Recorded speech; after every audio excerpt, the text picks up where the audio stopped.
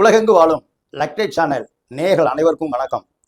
இதற்கு முன் நமது சேனலில் பதிவு செய்யப்பட்ட அந்த திருமண பொருத்த தடை, எப்படி திருமண பொருத்தம் இருக்க வேண்டும் என்ற பதிவில் ராகு கேது தோஷம், செவ்வாய் தோஷத்தை பற்றிய விரிவான விளக்கத்தை தெரியப்படுத்தியிருக்கிறது.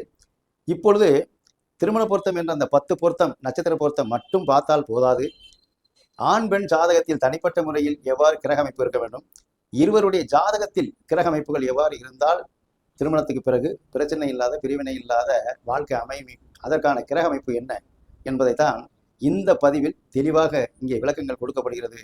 ஆகவே திருமண பொருத்தம் பார்க்கக்கூடிய பெற்றோர்களும், அதாவது திருமண பொருத்தம் பார்க்கக்கூடிய ஜோதிடர்களும் வளரும் ஜோதிடர்களும் ஆர்வலர்களும் இந்த பதிவை பார்த்து தெளிவான விளக்கத்தை தெரிந்து கொண்டு நீங்கள் திருமண பொருத்தத்தின் அந்த அடிப்படை விளக்கங்களை தெரிந்து கொள்ளலாம் என்பதை தெரிவித்துக் கொண்டு, இப்பொழுது திருமண தடை எதனால் ஏற்படுகிறது அப்படிங்கிறத ஒரு அடிப்படை விதியை நம்ம பார்த்துட்டு, அடுத்து அதுக்கான கிரக அமைப்புகள் எவ்வாறு இருந்தால் அந்த பிரச்சனை பிரிவினை வருகிறது என்பதையும், எவ்வாறு இருக்க வேண்டும், அதாவது திருமண பொருத்தத்தினுடைய கிரக அமைப்புகள் எவ்வாறு இருந்தால் நீடித்த வாழ்க்கை இருக்கும், நிலையான வாழ்க்கை இருக்கும், மகிழ்ச்சியான வாழ்க்கை இருக்கும், பொருளாதாரம், கருத்து வேற்றுமை இல்லாமல் கருத்து ஒற்றுமையோடு வாழக்கூடிய, வாழ்நாள் பூரா அமையக்கூடிய வாழ்க்கை எவ்வாறு இருக்கும், அதற்கான கிரக அமைப்பு என்ன என்பதைத்தான் இப்பொழுது ஒரு ஆண் பெண் ஜாதகத்தில் எவ்வாறு லக்கணம் ராசி அமைய வேண்டும் என்பதை முதலில் பார்ப்போம்.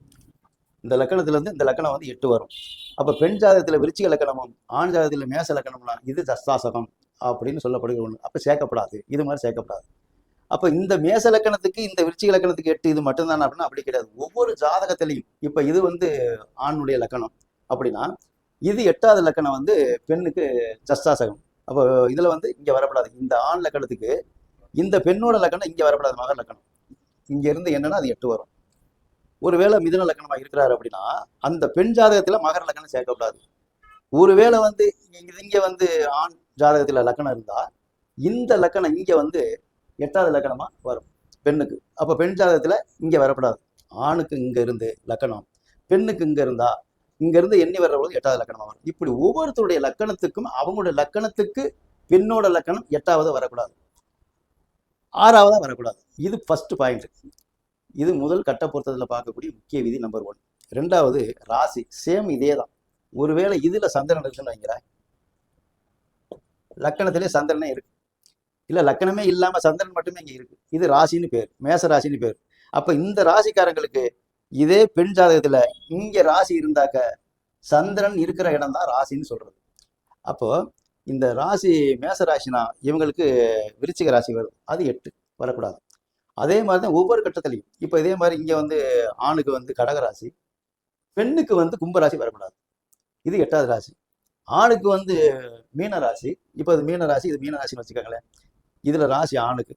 அதே இந்த இடத்துல துலாமில் பெண்ணுக்கு வரக்கூடாது ராசி. இதுதான் 6, 8ங்கிறது, அது சஸ்தாசகம். இப்போ அந்த லக்கணம் ராசி 6, 8 வரக்கூடாதுங்க கூட இப்போ பேரண்ட்ஸுகளுக்கு எல்லாருக்குமே 75% தெரியும். இருந்தாலும் அடிப்படை விதிகளை நாம் கொடுக்கக்கூடியது கடமை என்பதால் இப்போ இதை நம்ம தெரிவிக்கிறோம். அப்போ லக்கணம் ராசி 6, 8 வரக்கூடாதுங்கிறது ஒரு விதி. அடுத்து முக்கியமானது பாருங்க, ஒருத்தருடைய லக்னாதிபதிக்கு அவருடைய 7ஆம் அதிபதி அவருடைய ஜாதகத்திலே எப்படி இருக்கக்கூடாது அப்படிங்கிறது ஒரு தெளிவான விளக்கம். இப்போ ஆண் ஜாதகத்தை இப்போ மேச லக்னமா வச்சுக்கிடுவோம். அவருடைய லக்னாதிபதி செவ்வாய் இப்போ இங்கே இருக்குது, கும்பத்தில் இருக்கு, அப்படி வச்சுக்கிறோம் ஒரு கணக்கு. அவர் ஒரு ஜாதகத்தில், ஆண் ஜாதகத்தில் நம்ம பொருத்தம் பார்க்குற பொழுது லக்னாதிபதி செவ்வாய் இங்கே இருக்குது கும்பத்தில். இப்போ இவருடைய இந்த 2 7ஆம் அதிபதி இருக்கு பார்த்தீங்களா. அப்போ இந்த லக்னத்துக்கு 2 7ஆம் அதிபதி யாரு? சுக்கிரன் தான். குடும்பாதிபதியும் 7ஆம் அதிபதியும் சுக்கிரன். அந்த சுக்கிரன் இந்த லக்னத்துக்கு 6ஆம் இடத்துலையும் மறையக்கூடாது, இந்த லக்னாதிபதிக்கு 6, 8லையும் மறையக்கூடாது. அப்போ ஒரு எக்ஸாம்பிள் ஒருத்தருடைய ஜாதகத்தில் அவருடைய லக்கணத்துக்கு 2, 7 கூடிய சுக்கிரன் இப்போ இந்த கண்ணியில் இருந்துச்சுன்னு வைங்களேன், லக்கணத்துக்கும் 6ல மறையுது, லக்னாதிபதிக்கும் 8ல மறையுது. இது அவருடைய ஜாதகத்திலேயே இந்த மாதிரி இருந்தாலும் அவருக்கு எந்த பெண்ணை கட்டினாலும், இப்போ நீங்கள் ஒரு பெண்ணை ஜாதகம் பொருத்தம் பார்க்குறீங்க, அந்த பெண்ணுக்கு தான் இந்த பிரச்சனை பிரிவினை வரும்னு சொல்ல முடியும். எந்த பெண்ணை கட்டினாலும் அவருக்கு இந்த பிரச்சனை பிரிவினை முதல் தார நிற்கிறது, இதெல்லாம் பெரிய கேள்விக்குறியா இருக்கும். அப்போ என்னதாங்க பண்றது அப்படிங்கிற ஒரு நிலை இருக்கும். அப்போ இந்த சுக்கிரன்கிறது இந்த செவ்வாய்க்கு 6, 8 மறையதோ, லக்கணத்துக்கு 6, 8 மறையதோ இருக்கக்கூடாதுங்கிறது இது 3வது விதி அப்படிங்கிறது. அடுத்து இதே ஜாதகத்தில் இன்னொன்று முக்கியமானது பாருங்க, இப்போ அந்த ராகு கேது இருக்கு பார்த்தீங்களா, ஒருவேளை அவருக்கு வந்து இந்த 2ஆம் இடத்துல ராகு, 8ஆம் இடத்துல கேது, இப்படி ஒரு காலத்தில் இருக்கு அப்படின்னா, அந்த ராகு கேது மிட் பாயிண்ட். இப்போ அந்த ராகு கேதுக்கு மைய புள்ளியில இந்த சுக்கிரனும் இந்த லக்னாதிபதி இருக்கக்கூடாது.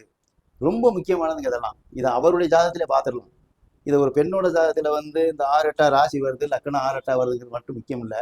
ஒரு பையனுடைய ஜாதகத்திலே, இல்லை பையனுடைய ஜாதகத்திலே, பெண்ணுடைய ஜாதகத்திலே, அவங்க ஜாதகத்திலேயே இந்த ராகு கேது யாரு ஜாதகத்துல அந்த ராகு கேது இருக்குதோ, இதே மாதிரி எந்த இடத்துல இருந்தாலும் சரி, ராகு இங்க இருந்தா அது கேது இங்கே தான் இருக்கும், ராகு இங்க இருந்தா கேது இங்கே தான் இருக்கும்.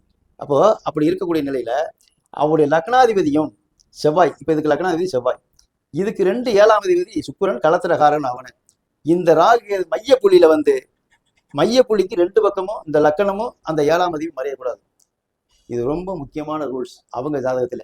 ஒருவேளை அமைஞ்சிருச்சு, அவருடைய பிறப்பு கால ஜாதகமே அப்படித்தான், விதி அப்படித்தான், அதுக்கு என்னங்க பண்ணணும் அப்படின்னு அந்த பேரண்ட்ஸ் கேட்பாங்கல்ல, ரொம்ப யோசிக்கணும். அதை வந்து மாற்றிலாம் வைக்க முடியாது. அது பிறந்த பிறப்பு, அவங்க வாங்கி வந்த வரம் கொடுப்பனே அதுவும் ஆயிரும். அவர்களுக்கு அந்த ராகு கேது மையப்புள்ளியில அவருடைய லக்னாதிபதியும் அவருடைய 7ஆம் அதிபதி மறைஞ்சிருச்சு அப்படின்னாக்கா அதுக்கு பேர் தான் கடத்திர தோஷம்ங்கிறது. இந்த ராகு கேது மட்டும் இருந்தாலே கடத்திர தோஷம்ங்கிறது இல்லை. செவ்வாய்ங்கிறது வந்து 4 8 12 7 இதுல இருந்தா மட்டும் தோஷம் கிடையாது. அதை மட்டும் தோஷம் நினைச்சிட்டு இருக்காங்க. இது ரொம்ப முக்கியமான தோஷம். அவருடைய லக்னாதிபதியும் அவருடைய 2 7 கூடிய 7ஆம் அதிபதியும் இந்த ராகு கேதுக்கு மைய புள்ளியில இருக்கக்கூடாது. இது ரொம்ப ரொம்ப முக்கியம். அதான் இருந்தால் என்ன பண்ணலாம் கேள்வி இருக்கு. அதுக்குத்தான் களத்திர தோஷ பரிகாரம் பண்ணிக்கிறணும், இல்ல அதற்கு தகுந்த ஜாதகம் பெண் ஜாதகத்தை சேர்க்கணும் அப்படிங்கிறது ரொம்ப முக்கியமான விதி.